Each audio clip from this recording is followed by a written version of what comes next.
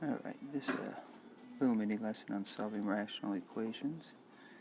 This is from the class work where you were assigned 131 through 143 odd. So I'll do a few of these problems so you get the gist of it. We have a rational equation here, which means we have a fraction equal to a fraction, and we've got x's in our denominators.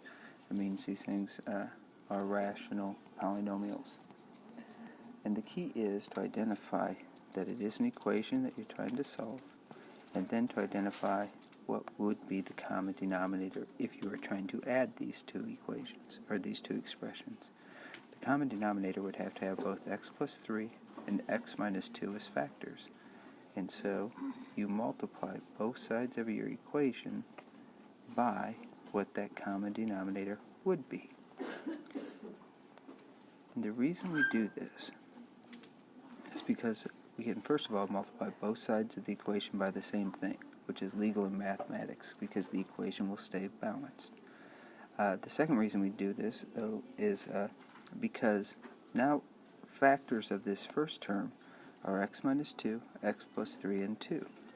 In the denominator, I've got x plus 3 as a factor, and these common factors cancel out, leaving me with just x minus 2 times 2.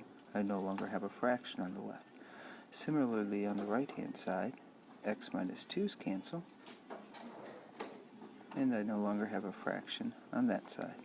At that point, we just have, in this linear equation, we distribute the 2 to x minus 4, distribute the 3, 3x plus 9.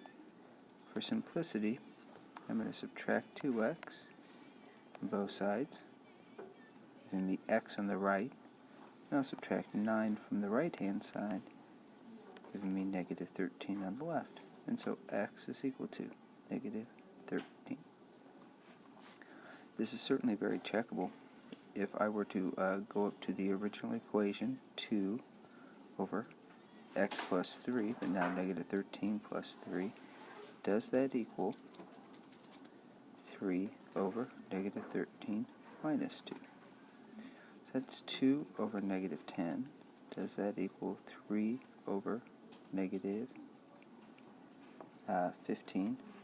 On the left-hand side, you can see it reduces to negative 1/5, and the right-hand side to negative 1/5. So this equation does check if x is negative 13, and I've solved it. Let's look at one that's a little bit tougher. Here we've got, this is problem 137.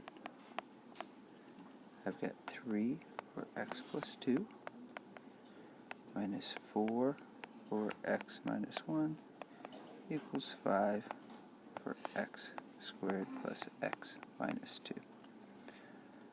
Alright, in general we start all these problems the same way.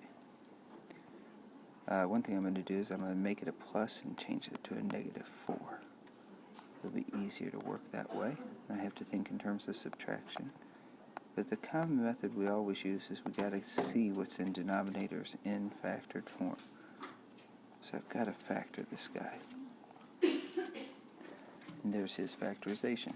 Now again, I look at my denominators and compare factors. Okay, the biggest factor, or the biggest denominator, has both x minus 1 and x plus 2. So I'm going to try and make the others, if I wanted to make the others match that, they would have to have that exact same denominator. So once I've decided what that common denominator is, I take each term times it. So x minus 1 times x plus 2, I'm going to take that times 3 over x plus 2. Plus, I'm going to take the next term and multiply it by that same, what would be my common denominator. Oops. Let's get our colors right here so we've got new stuff and original stuff.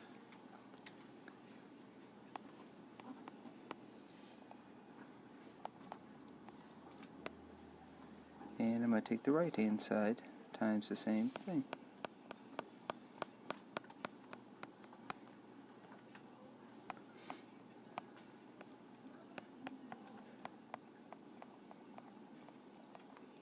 Now again, I'm showing all the steps here, but the entire purpose by multiplying by what would be the common denominator is so that the fraction part, the denominators will all cancel with whatever part of the numerator they match up with.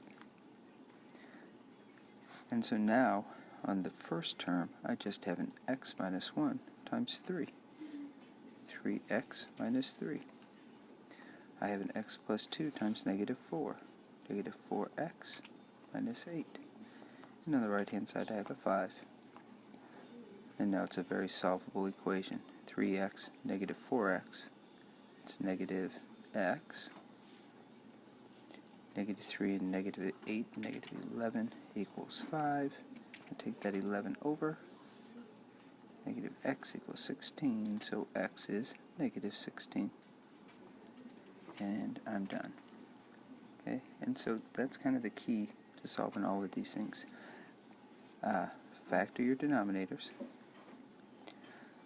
Look at all the denominators, decide what you need in the numerator to get them to cancel.